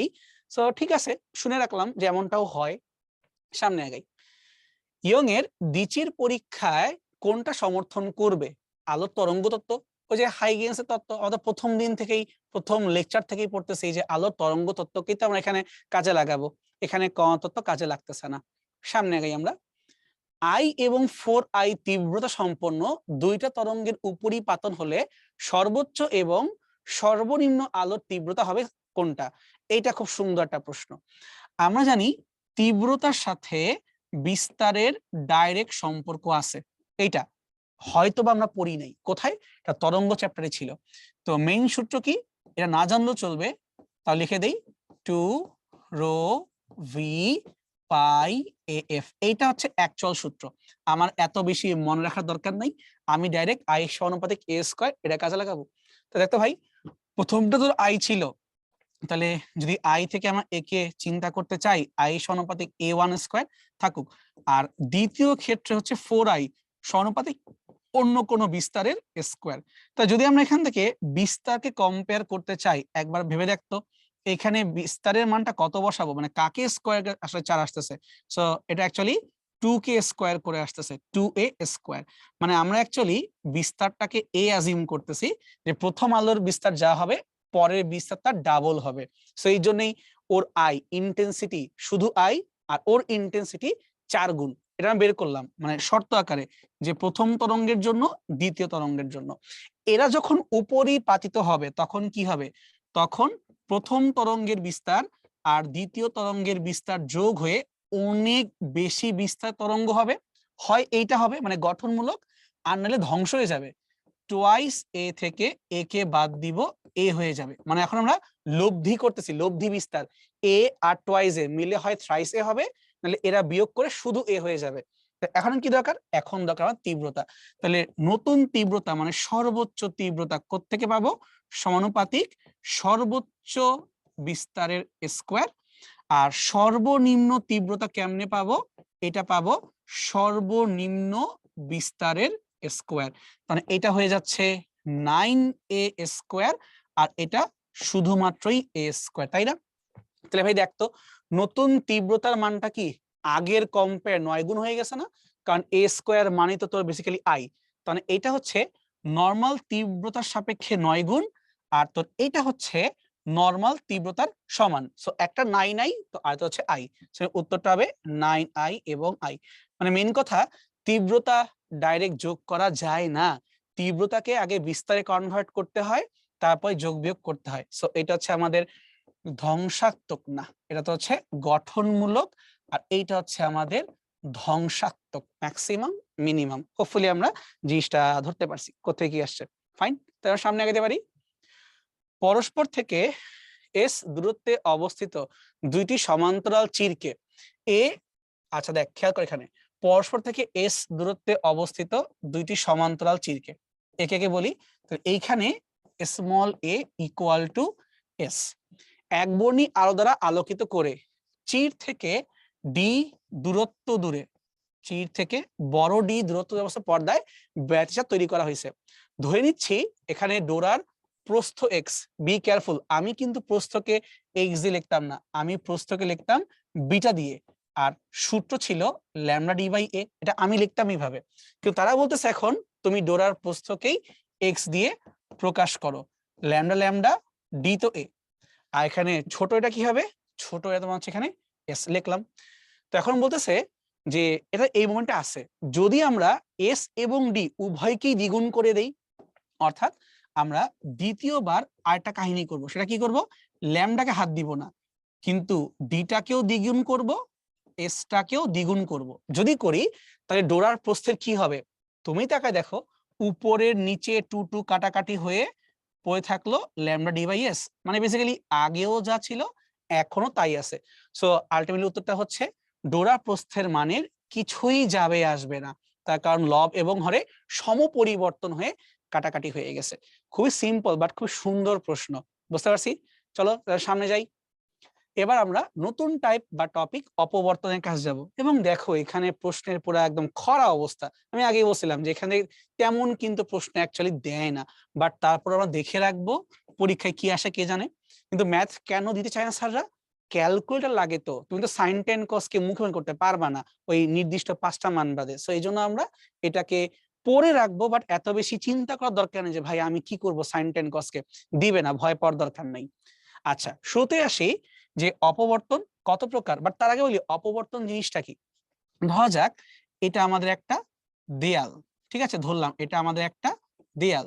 যদি তুমি দেয়ালের পিছনে এখানে কোন একটা আলোক উৎসকে রেখে দাও, মানে ধরো বাল্ব আছে, হারিকেন আছে, কিছুটা আছে, রেখে দাও, তো কমন সেন্স কি বলে, আমরা জানি আলোক রশ্মি সবসময় সরল পথে গমন করে, তার মানে আলোক রশ্মি এইভাবে যাওয়ার কথা, আলোক রশ্মি এইভাবে যাওয়ার কথা। কিন্তু যেই আলোক রশ্মিগুলো দেয়ালের উপর এসে পড়বে তা তো আর পাস করতে পারবে না। তার মানে আমরা এটা এক্সপেক্ট করতেছি যে এই দিকে আলো আছে, এই দিকেও আলো আছে, উপরে আলো আছে, নিচেও আলো আছে, বাট মাঝের এই জায়গাতে কোনো আলো হওয়ার কথা না, এটা এক্সপেক্ট করতেছি। কিন্তু বাস্তবে যেটা হয়, এই দেয়ালে যখন আলোক রশ্মি হিট করে, এখানে যখন হিট করে, তখন আলোক রশ্মি প্র্যাকটিক্যালি এরকম বাঁকায়া যায়। অর্থাৎ এই জায়গাতেও আলো আছে, এখানেও আলো আছে, এখানেও আছে, এখানেও আছে, শুধু আলোটা কোন জায়গায় তাহলে থাকলো না, তাহলে আলোটা ভিতরের এই ন্যারো জায়গাতে আলো আসলে থাকে না। কিন্তু এমনটা তো হওয়ার কথা ছিল না, আলো তো আমার আরো অনেক জায়গাতেই থাকার কথা না। আমার এই কথা মানে হচ্ছে আলো এই ধার ঘেঁষে ভিতরে ঢুকে গেল, কার ভিতরে ঢুকে গেল, এটাকে বলা হয় জ্যামিতিক ছায়া অঞ্চল। কোনটা, এই যে এই জায়গা থেকে, মানে আলোক রশ্মি সোজা চলে গেছে, আলোক রশ্মি সোজা চলে গেছে, এই জায়গাটাকে বলি আমরা যে এই জায়গাটা সম্পূর্ণ, এই সম্পূর্ণ জায়গাটা হচ্ছে আমাদের জ্যামিতিক ছায়া অঞ্চল। কিন্তু কি হইলো, এই জ্যামিতিক ছায়া অঞ্চলের ভিতরে কিন্তু আলোক রশ্মি বাঁকায়ে ঢুকে গেছে, শুধুমাত্র এই সবুজ কালারের জায়গাটা আলো পৌঁছাইতে পারে নাই, বাট ওভারঅল বাকি সব জায়গাতে কিন্তু আলো ঠিকই পৌঁছাইছে। তাহলে এই জায়গাটাতে আলো আসলো কিভাবে, এই যে ব্রাউন জোনটাতে আলো ঢুকলো কিভাবে, এই ব্যাখ্যাটাই অপবর্তনের, মানে আলোক রশ্মি বাঁকায়া যাইতে পারে, ধার ঘেঁষে ঢুকতে পারে, এই জিনিসটাকে আমরা অপবর্তন বলতেছি। এই যে জ্যামিতিক ছায়া অঞ্চলের ভিতরে আলো যখন বাঁকায়ে প্রবেশ করে, এই ব্যাপারটার নামই অপবর্তন। কটা বোঝা গেছে, একদম সিম্পলিফাইড ভাবে বললাম। কিন্তু অপবর্তনকে আমরা আমাদের বইতে দুই ভাগে ভাগ করে ফেলবো, একটা হবে ফ্রেনেল শ্রেণীর অপবর্তন, ফ্রেনেল, অনেকে ফ্রেসনেল বলে, ফ্রেসনেল না ফ্রেনেল, আর এটা হচ্ছে ফ্রনহফার শ্রেণীর অপবর্তন। জিনিসটা কি ভাই, অনেকে কনফিউজ হয়ে যায়, তাই এখানে সুন্দর মতো চার্টের মধ্যে পার্থক্য করে রেখে দিছি টেবিলের মধ্যে। ফ্রেনেলটা হচ্ছে আমরা এটা ল্যাবে করতে পারি এবং আমাদের লেন্স ইউজ না করলেও হয়, বাট ফ্রনহফারটা যদি ল্যাবে করতে হয় তাহলে তোমাকে অবশ্যই উত্তল লেন্স ইউজ করতেই হবে। কেন, তার কারণ ফ্রেনেলের জন্য তোমার উৎস আর তোমার যে পর্দা সসীম দূরত্বে, বাট ফ্রনহফারের জন্য উৎস আর পর্দা অনেক দূরে, কাইন্ড অফ অসীম দূরে। যেমন ধরো সূর্যের আলোকে আমরা ল্যাবে ফেলে এক্সপেরিমেন্ট করব, এই ফ্রেনেলটা চোখে দেখে ফলাফল পাওয়া খুব কঠিন হয়ে যায়, বাট ফ্রনহফারটা অনেক ইজিলি করা যায়। এবং একটা হিন্দি তুমি কোথায় দেখছো, দুপুরবেলা যদি কখনো এমনটা হয় যে কড়া রোদ পড়তেছে, তোমাদের দেয়ালের উপরে যে ভেন্টিলেটর, ওখান থেকে আলো গিয়ে অন্য কোনো দেয়ালের পড়তেছে, খেয়াল করে দেখবা ভেন্টিলেটর শেপটা যেমনই হোক না কেন, আলোগুলা গোল গোল গোল গোলই হয়। কেন গোল গোল হয়, তার কারণ ওইটা অ্যাকচুয়ালি সূর্যের একটা ইমেজ। এটা অনেকে বিশ্বাস করে না, কেন ভাই আমি ছিদ্র যেমন করবো এরকমই দেখবো, না তুমি দেখবা না, কারণ ওইটা ফ্রনহফার শ্রেণীর অপবর্তন। আমার কথা বিশ্বাস না হইলে তুমি কোনদিন দুপুরবেলা নিজের বাসাতেই দেখো, টের পেয়ে যাবা তা আসলেই ঘটে, ঠিক আছে। তো ফ্রেনেল শ্রেণী যখন হয় তখন এইখানকার যে তরঙ্গগুলো, এই তরঙ্গ মুখগুলোকে আমরা গোলীয় বা সিলিন্ড্রিক্যাল ধরে নেই, মানে সিলিন্ড্রিক্যাল বাংলা কি, বেলুন আকৃতি ধরে নেই। আর যখন ফ্রনহফার হয় এত দূর থেকে আসে দেখে মনে হয় সমান্তরাল আলোক রশ্মি আসতেছে, মানে সমতল তরঙ্গমুখী আমরা চিন্তা করি। প্রত্যেকটা পরীক্ষার এমসিকিউ তে কাজে আসে, ইভেন বোর্ডের পরীক্ষা তো কিন্তু আমরা এগুলা পড়ে আসছিলাম। এবার রিমাইন্ডার দিলাম, আমাকে খুঁজে পাও না যে কোনখানে কি আছে, এই নাও সুন্দরকে দিলাম এবং ড্রয়িংটাও করে দেওয়া আছে। চলো সামনে যাই তাহলে। এখানে দেখো তোমাদের একসাথে অপবর্তন রেটিং এবং একক চেয়ে অপবর্তন দুইটাকেই ক্লিয়ার করে দেওয়া আছে। আচ্ছা, এটা কি, অ্যাকচুয়ালি এখানে অসংখ্য ঝালর, ছিদ্র ছিদ্র ছিদ্র ছিদ্র আছে। যখন একটা সবুজ কালারের এখানে তোমার লেজার এসে পড়লো, এই লেজারটার কারণে এরকম অনেকগুলো পিছনে পর্দায় প্যাটার্ন, অনেক বেশি উজ্জ্বল, কম উজ্জ্বল, আরো কম উজ্জ্বল, একটা প্যাটার্ন তৈরি হইলো। এটা অ্যাকচুয়ালি তোমার একটা অ্যানিমেশন, বাট হয়তো এখানে প্লে হচ্ছে না, সমস্যা নাই, ওটা পাওয়ার পয়েন্টের কাছে হয় না, ডাজন্ট ম্যাটার। তোমরা এটা একটু গুগল থেকে সার্চ করে দেখতে পারো, কারণ ইমেজ তো আছে, তুমি বাকিটা গুগল সার্চ করলেই বুঝতে পারবা। সো মেইন কথা, এরকম একটা ঝালরের ভিতর দিয়ে যখন আলো যায়, তখন মাঝে অনেক বেশি উজ্জ্বল আলো পাওয়া যায়, এবং যত দূরে যাব এই আলোর তীব্রতা কমতে থাকে, কমে থাকে। তো এই ব্যাপারটাকে বলি আমরা অপবর্তন, গ্রেটিং। এখন তুমি যদি এখানে সবুজ আলো ইউজ না করে সাদা আলো ইউজ করো, হোয়াইট লাইট, সাদা আলো ইউজ করো, তখন কি হবে? সাদা আলোর তো অনেকগুলা ভাগ আছে না, ওই যে বেনিয়াসহ কলা। সো এই প্যাটার্নটাই দেখতে পারবা, বাট এই যে দেখো, বেনিয়াসহ কলা, বেনিয়াসহ কলা, এইভাবে গ্যাপ দিয়ে গ্যাপ দিয়ে কন্টিনিউ করে থাকবে, ঠিক আছে? এটা হচ্ছে অপবর্তন, গ্রেটিং। আর যখন একক চির দ্বারা অপবর্তন হয়, এখান থেকে কোনো আলোক রশ্মি আসলে এই ছিদ্র দিয়ে যখন বের হবে, এরকম অন্ধকার উজ্জ্বল, অন্ধকার উজ্জ্বল একটা প্যাটার্ন তৈরি করে। ক্যামেরাতে ওই প্রবলেমটাই হয়, যে ক্যামেরাতে আমাদের একটা ছিদ্র থাকে, সো আলো যদি উল্টা পাল্টা ভাবে ঢুকে, তখন দেখা যায় ছবির মধ্যে কেমন জানি দাগ দাগ দাগ দাগ পড়ে যায়। এটাই অপবর্তনের জন্য হয়, একক চিরের অপবর্তন। তো এটাকে যদি আমি একটু সুন্দরকে দেখাই, এই ছোট্ট একটা ছিদ্র দিয়ে তোমার গ্রিন কালারের এক বর্ণী আলো যাচ্ছে। তো এই এক বর্ণী আলো গিয়ে পর্দার উপর একটা প্যাটার্ন তৈরি করে, বেশি উজ্জ্বল, কম উজ্জ্বল, বেশি উজ্জ্বল, কম উজ্জ্বল। অপবর্তন আর ব্যতিচারের পার্থক্যটা এই জায়গাতেই, যে অপবর্তনের ক্ষেত্রে অন্ধকার হয় না, বেশি আলো, কম আলো, বেশি আলো, কম আলো। কিন্তু ব্যতিচারে পারফেক্টলি সাদা, পারফেক্টলি কালা, মানে একদম আলো আছে, একদম আলো নাই, এমনটা ঘটবে। বাট অপবর্তনে এরকমটা হবে না, বেশি আলো, কম আলো, বেশি আলো, কম আলো, এরকমটা হবে। তোমরা এটা দেখার কথা। ধরো মঞ্চে যখন কোনো সিঙ্গার পারফর্ম করে, গান গাচ্ছেন, উপর থেকে একটা লাইট জয় দেয় একেবারে মাথার উপরে, তার কিন্তু মুখটা চকচক করে, বাট যত দূরে সরে যায় আস্তে আস্তে কিন্তু আলোর তীব্রতা কমতে থাকে। এই যে সেই জিনিস, মানে একক চিরের অপবর্তন। আর মাথায় যে লাইটটা দেয় না, ওটাকে বাঙালিরা কমনলি বলে ফ্রেসনেল লাইট। ওটা ফ্রেসনেল লাইট না রে বাবা, ওইটা ফ্রেনেল লাইট। কেন ফ্রেনেল? কারণ একটাকে পড়ছিলাম ফ্রেনেল শ্রেণীর অপবর্তন, এখান থেকে নামটা হয়ে গেছে ফ্রেসনেল লাইট। এটা ফ্রেসনেল না, ফ্রেনেল বলতে হবে, ঠিক আছে? এই দেখো এখন অ্যানিমেশন শুরু হয়েছে অনেক কষ্টে, যাক ভালো হয়েছে। এই দেখো, সেখানে তোমার আলো ফেলতেছে, এখানে ফেলার কারণে এই দেখো আলোগুলো বিভক্ত হয়ে যাচ্ছে। আর এখানে দেখো একটা সাদা আলো এসে পড়তেছে একটা ছিদ্র দিয়ে, একটা চির দিয়ে, এই যে একক চির পড়ার কারণে উজ্জ্বল, অনুজ্জ্বল, উজ্জ্বল, অনুজ্জ্বল, একটা প্যাটার্ন দেখা যাচ্ছে। দেখছো? আসলে দেখতে পারছি, এবার আমাদের এটা অন হয়ে গেছে। আর এই অ্যানিমেশনটাই নিচে তোমার একটা সিম্পল স্ট্যাটিক ইমেজ আকারে দিয়ে দেওয়া আছে।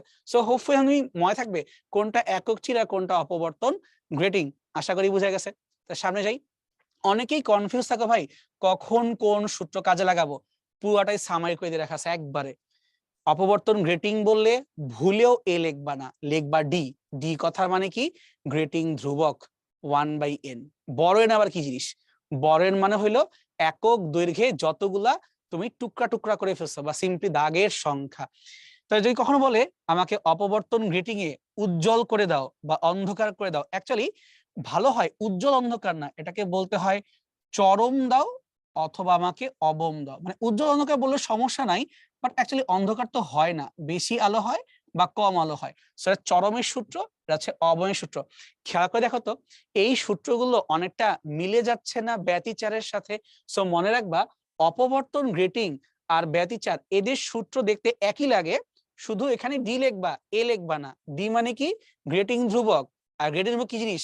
একক দৈর্ঘ্যে রেখার সংখ্যা, ওইটার উল্টা মানটা তোমার হচ্ছে গ্রেটিং ধ্রুবক, ঠিক আছে? কিন্তু অপবর্তন বা একক চিরের অপবর্তন, এটা ব্যতিচারের পুরাই উল্টা, বা অপবর্তন গ্রেটিং এর পুরাই উল্টা। যেমন তুমি খেয়াল করে এই জায়গাতে যখন আমরা লিখতেছি উজ্জ্বল চাই, অ্যাকচুয়ালি উজ্জ্বল না, আমরা এটাকে উজ্জ্বল বলবো না, এটাকে বলবো আমরা হচ্ছে চরম। মানে এখানে উজ্জ্বলটা ঠিক সুন্দর মানায় না, ম্যাক্সিমা বা চরম বলবো। আর অন্ধকার বলবো না, আমরা বলবো এটাকে অবম অথবা মিনিমা। তো খেয়াল করে দেখতে ভাই, যখন আমরা ওখানে উজ্জ্বল করছিলাম ব্যতিচারে, তখন ছিল এন ল্যামডা, এখানে এন লাগাই দিছে। আর যখন আমরা অবম করছিলাম, তখন এখানে কি ছিল? Twice N plus 1।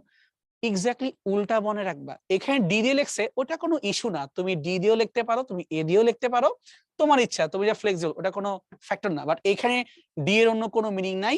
এই জায়গাতে এই সূত্রগুলোতে ডি হচ্ছে আসলে এ, অথবা একক চিরের দৈর্ঘ্য, ডি মানে হচ্ছে একক চিরের দৈর্ঘ্য। ওকে, এবং খেয়াল রাখবা অবয়ব নিয়ে যখন কাজ করবা এন এর মান 1 থেকেই শুরু হবে, 0 বইলা কিছু নাই, 1 থেকেই শুরু হবে।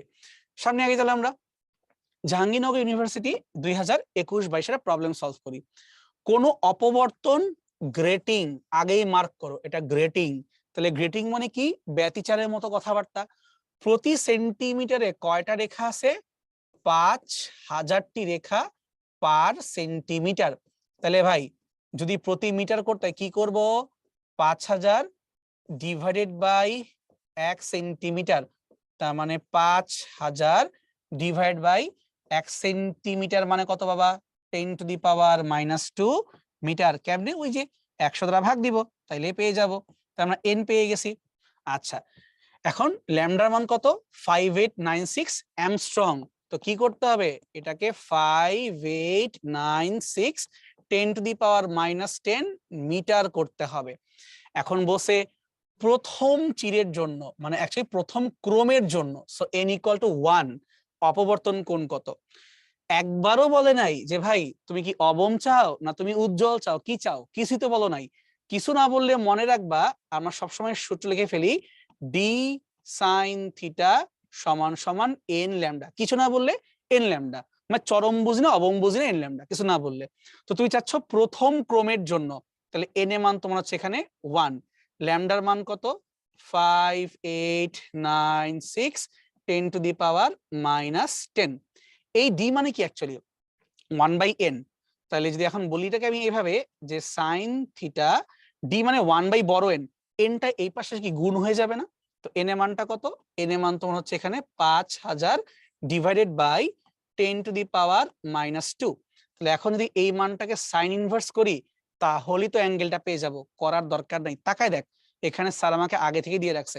তাহলে 5896 10⁻⁻10 5000/10⁻²। সো সাইন কে আর আমার কষ্ট করে ইনভার্স করে মানটা বের করতে হবে না, জাস্ট চুজ করব দিস ওয়ান। এটা হচ্ছে আমাদের জন্য অঙ্ক, বুঝছো? ইজি, কিন্তু কিছু না বললে এন ল্যামডা ধরে আগায় যাবা, শেষ, আর কোনো কথা নাই।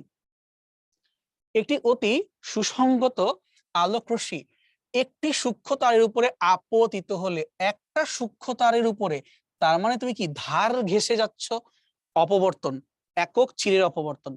তারের পিছনে যে ছায়া তৈরি হয় সেটা একটা তারের না, অনেকগুলো সমান্তরাল তারের হওয়ারই কথা, এটা অপবর্তন। এবং কেমন অপবর্তন, একক চিরের জন্য অপবর্তন। ওই সূক্ষ্ম ধার ঘেঁষে চলে যায় বা ছিদ্র দিয়ে চলে যায়। দেখছো ঢাকা ইউনিভার্সিটি 18-19 অঙ্ক দেয় নাই, থিওরি দিছে, বুঝতে হবে, বুঝতেই পারবা, প্যারা খাওয়ার কিছু নাই। একটা সমতল অপবর্তন গ্রেটিং দিছে, প্রতি সেন্টিমিটারে রেখা আছে কয়টা, 3000টা। আমরা একটু আগে দেখছিলাম সেন্টিমিটার যখন নিচে হয় তখন 10⁻⁻2 নিচে হয়, ধাক্কা মারলে উপরে কি হয়ে যাবে, ইনটু হয়ে যাবে, মানে গুণ হয়ে যাবে। সো এটা হয়ে যাবে 10⁻²। উপরে যখন আসবে 10⁻², তাহলে কি হইলো 3 × 10⁻, 3 আর 2 5, 5টা শূন্য, তাহলে পার মিটার হয়ে গেল। এই গ্রেটিংটাকে আমরা যদি এত তরঙ্গ দৈর্ঘ্য বিশিষ্ট একবর্ণী আলোক রশ্মি দ্বারা ব্লা ব্লা ব্লা ব্লা ব্লা, তো ল্যামডা কত 5.556 10⁻⁻7 মিটার। মানে বুঝছি তুমি আলোকিত করবা, অনেক কিছু করে ফেলবা। এখন কি লাগবে, তৃতীয় ক্রমের অপবর্তন কোণ, তাহলে n = 3 অপবর্তন লাগবে। যেহেতু এটা গ্রেটিং এর সূত্র তাহলে আমরা ডি দিয়ে লিখবো। আবারও সেই প্যারা খাইতেছি যে ডি এর জায়গায় না হয় আমি লিখলাম 1/n sin থিটা, কিন্তু কি চরম না অবম কিছুই তো কয় না। তাই তোমার ভাই যেটা মন চায় ধরো, কিছু না বললে আমরা n ল্যামডাই ইউজ করি। তাহলে sin থিটা সমান সমান ছোট n মানে হচ্ছে তৃতীয় ক্রম, মানে 3, ল্যামডা মানে তোমার হচ্ছে কেমন যেটা মান 5.556 10⁻⁻7, আর এখানে বড় এনটা ঘুরে আসলে গুণ হয়ে যাবে 3 × 10⁻5 হয়ে যাবে। তাহলে গুণ করলে এখন কত হয়, 3 3 9, 3 নং 45, তাহলে 4.5 × 10⁻⁻2 এমন কিছু একটা আমাদের চলে আসতেছে। ঠিক আছে, তাহলে এখন দেখো যদি এটাকে আমি সলভ করতে যাই আমাদের কি এটা কোনো চেনা মানের মধ্যে আসলে পড়তেছে তেমন কিন্তু পড়তেছে না। আচ্ছা একটা কথা, 3 3 9 5 3 45, এটা হচ্ছে 45 পয়েন্ট সামথিং, মানে আর একটু বেশি। আর এটা 0.45 এর একটু বেশি বোঝাচ্ছে। এখন সাইন থিটা কোন মান তো আমরা আসলে 0.45 জানি না, গেস কর ট্রাই করো। এটা মোটামুটি 0.5 ধরে নেওয়া যাইতে পারে, হাফের কাছাকাছি যেতে পারে। তো সাইন 30 হইলে হাফের কাছাকাছি যাওয়া যাইতে পারে। সো এগুলা অঙ্ক দিলে হচ্ছে যে অ্যাপ্রক্সিমেটলি মানে কাছাকাছি পারবো, এক্স্যাক্টলি পারবো না, বাট ধরে নিচ্ছি হ্যাঁ এটি একমাত্র গ্রহণযোগ্য বাকিগুলোর কম্পেয়ারে। সামনে আগাই। যেসব অপবর্তনের ক্ষেত্রে প্রতিবন্ধক হতে উৎস বা পর্দা সসীম দূরত্বে, ওই যে বলছিলাম না বাঙালিরা বলে ফ্রেসনেল, বলে সেই ফ্রেসনেল আসলে ফ্রেসনেল না, ফ্রেনেল।